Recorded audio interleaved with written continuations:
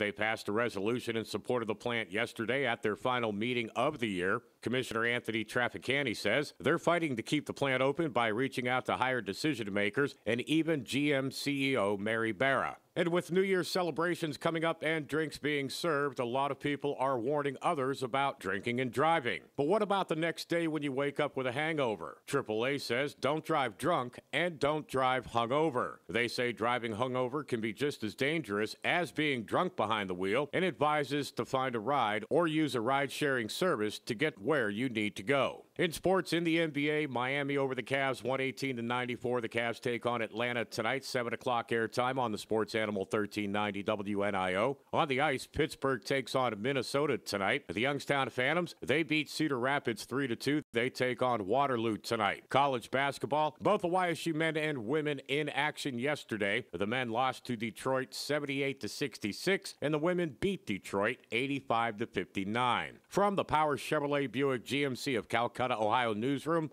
I'm Dave Price. Our next update at 1:30. Just ahead, more stimulating talk from the O'Charley's Digital Studios. $9.99 menu, 9 great meals, 1 great price. O'Charley's. Need a furnace checkup? Call Mazza Heating and Cooling in Girard, your factory authorized Bryant dealer. Colder and mostly cloudy temperatures will only make it to the mid-30s this afternoon. Very small risk for a light snow shower or flurry. Mostly cloudy tonight with temperatures back into the upper 20s. A cold start to the day on Sunday, but temperatures will climb to the upper 30s with partly sunny skies. In the Storm Team 27 Weather Center, I'm Alex George. Ready to create your own income with your own home-based business where there's no such thing as getting laid off? If a billionaire entrepreneur spent 5 years and $20 million searching for the next big trend, wouldn't you want to know what he found? If you're serious about making money from home without having to leave home, then write this down. www.goherenext.com. You decide your income. Goherenext.com. Have you ever thought about saying goodbye to your job? Just walking into your boss and saying, I quit. And how would you like to commute to work without ever leaving your home? If a billionaire entrepreneur spent 5 years and $20 million searching for the next big trend, wouldn't you want to know what he found? If you're serious about making money from home without having to leave home, then write this down. www.goherenext.com. You decide your income. Get the facts now. Goherenext.com. Art Bell is back. This is Art Bell. Welcome back. Saturday nights at 9. You're hearing 570 WKBN Youngstown.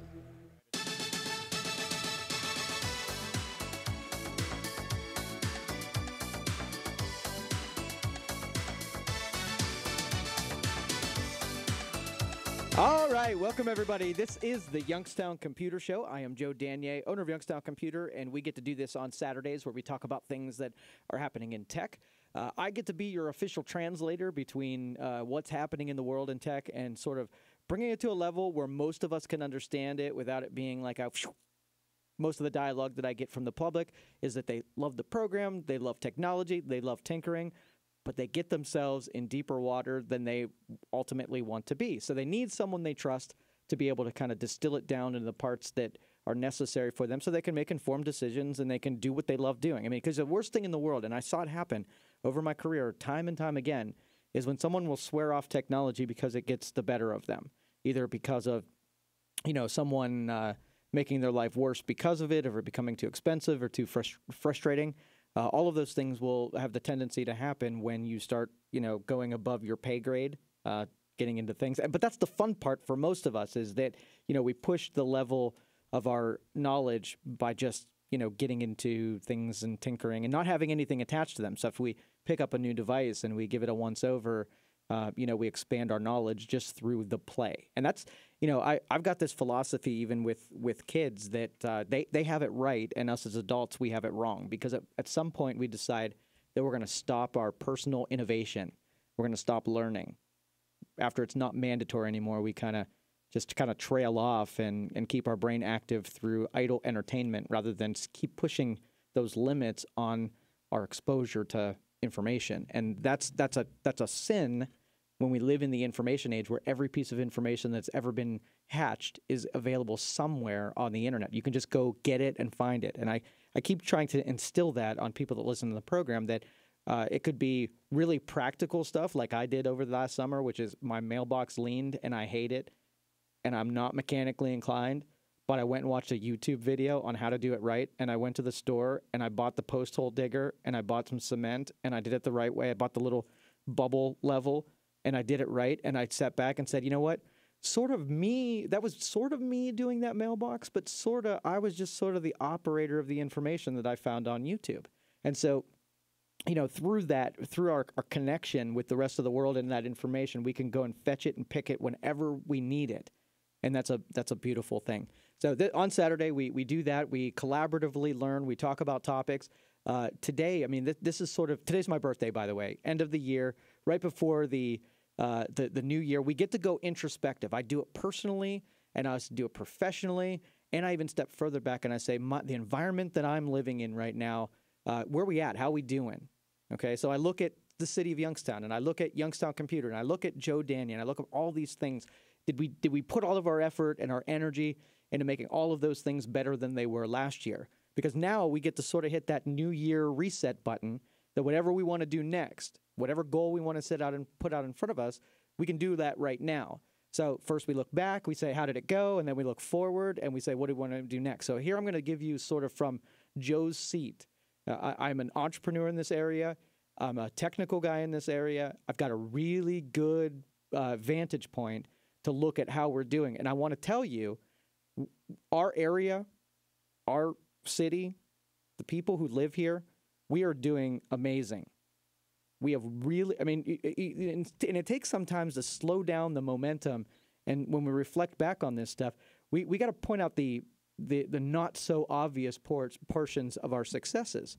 And those longer term, we're playing a long game here, right? We're trying to make everything and everyone better over a long period of time. So we have these short little, things we trip on.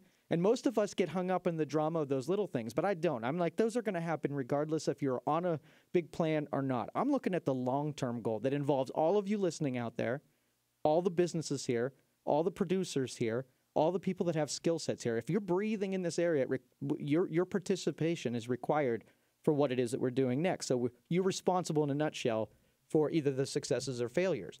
And so I invest in the things that are going well, even though we're not real good in this area of paying attention to those successes and giving them the same amount of energy as the things that go wrong.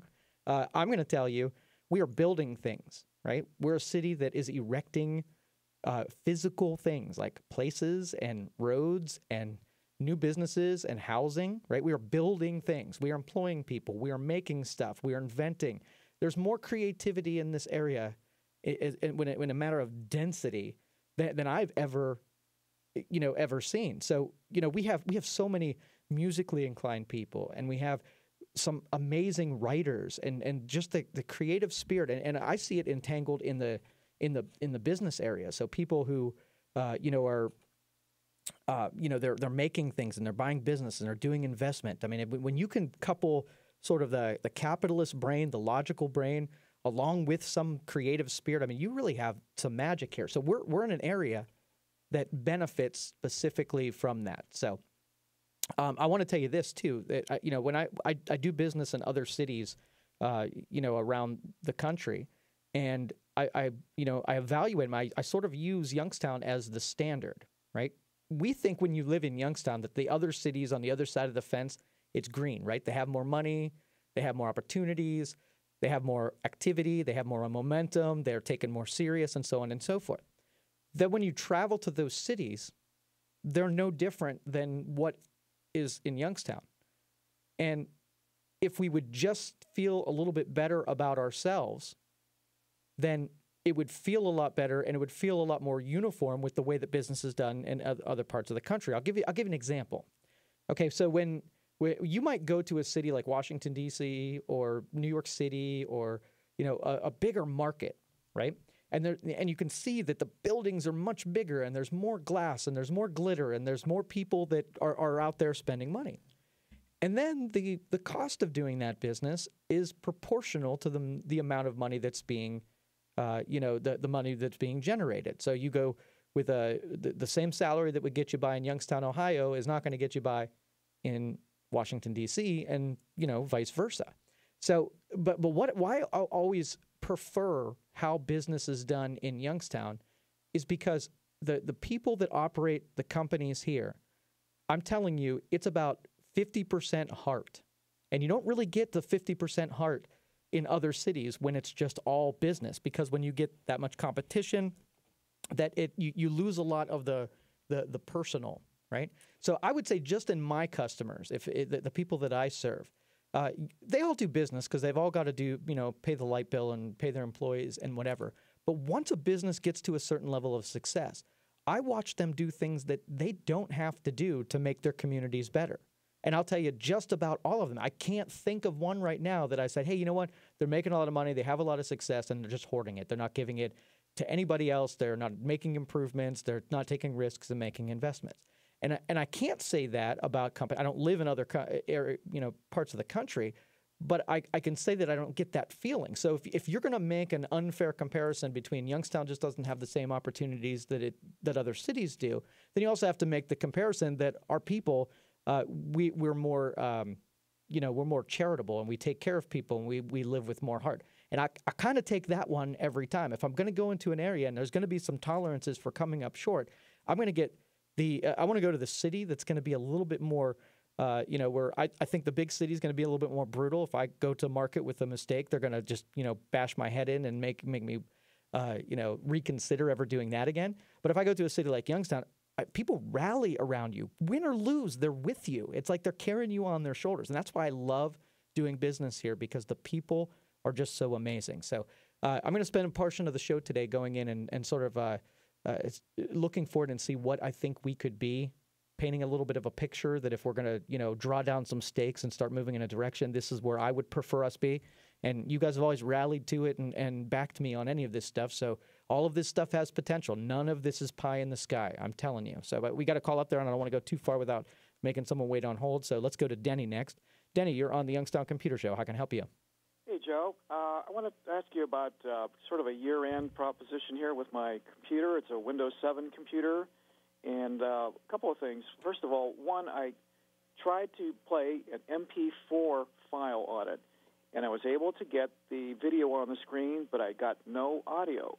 And I'm wondering, am I missing some sort of file or a player, or is there an update that I can get for a Windows 7 computer that would play a MP4 file? Okay, now what player did pop up when you started playing the file? Was the Windows player. Okay, all right. So if there was no audio, I mean, there could be a ton of things wrong, but I would check the most obvious, like the playback. You can have multiple playback, destinations, I'll call them. So if you go to Control Panel, you go to Sounds, and you go to the Playback tab, you can select which devices is your default playback, and it might be trying to play out, a USB card or a Bluetooth speaker or something like that, and you're not hearing it because it's not playing just there on the computer. So just make sure that where you think it's trying to play out is actually working. And I would also, in that, if you find out that it is playing out through the local sound card, then maybe you plug in some headphones and see if it's truly, the sound is actually there. If there isn't, there isn't sound on the it's not just capable of producing sound. There might be something on the software end, either with the driver or the software. So I would take it those steps. I would take the easiest thing, which is go back and make sure it's not a simple setting, bypass it and use a set of earphones to see if it is, change the source, try to send it to a different playback device, and then you can start troubleshooting on the software side after that. Okay, well, that's one line of thought. I should have added that I was able to play sound on it. I'm regularly able to do that without any issues. And I'm able to play MP3 files, without any issues. So I was just wondering, maybe the fact that it was an MP4 file, that maybe there was some compatibility issue. And the file came to me by way of a thumb drive on a USB, plug into a USB port. So is your thinking changed now that I've told you those things, or was it the same line of thinking? Well, immediately I would take that MP4 file and I would open it in some kind of video editing tool to see if there's any channels of audio that is there. So on your computer, let's just say your audio's in mono and it's only playing out the left speaker. Well, all of your audio on the video is on the right speaker, so you're not hearing it because you're only playing left and it's on right. I'd see if there's encoded audio anywhere. The file's good, then I know I'm working on the computer side. I have the advantage of somebody else trying it on their computer, which is a more recent all-in-one, and it plays just fine on theirs. So I know that it plays from that drive on a more recent Windows 10 computer. Right. I'm just going to look at the channels and how it's actually encoded so that I know if my computer's only playing left to right, I know that there's audio on there. So I'm pretty sure, there is going to be audio, but I can see the makeup of the audio if I'm looking through an editor. Okay. One other topic real quickly. For end of the year cleanup on the computer, I was going to use a utility that I've been using called CCleaner, which does clean out some things pretty well. But I also wanted to maybe improve the disk performance. Is something like running check disk still a good idea, or to defragment it? Are you on a solid-state drive or a mechanical drive? Mechanical. Mechanical? Yeah, you still want to optimize it, and I like CCleaner because it automates a lot of like steps that you have to do. Like instead of doing 20 of them, it does it all in one. Yes. I'll use it and then I'll uninstall it and I'll use the regular disk optimizer that comes with Windows. That way I know it just ran and so on and so forth. It probably is doing that, but I would use the one that's built in Windows for sure. Okay, I'll give it a shot. All right, thanks so much. Thanks, Denny. Appreciate it. I'll be listening. Mm-hmm. Yep. And and when it comes to the hardware side, Windows has gotten so good. You can usually plug in a device and it just works. So usually when you have something, especially with multimedia, there's something getting in the way. And so where we talked about some starting points. It's probably just methodically going through all of the the possibilities until you discover which one it is. Sometimes it's silly where a channel was muted. Sometimes you see that the balance slider was pushed over to one side and the audio was on the other side.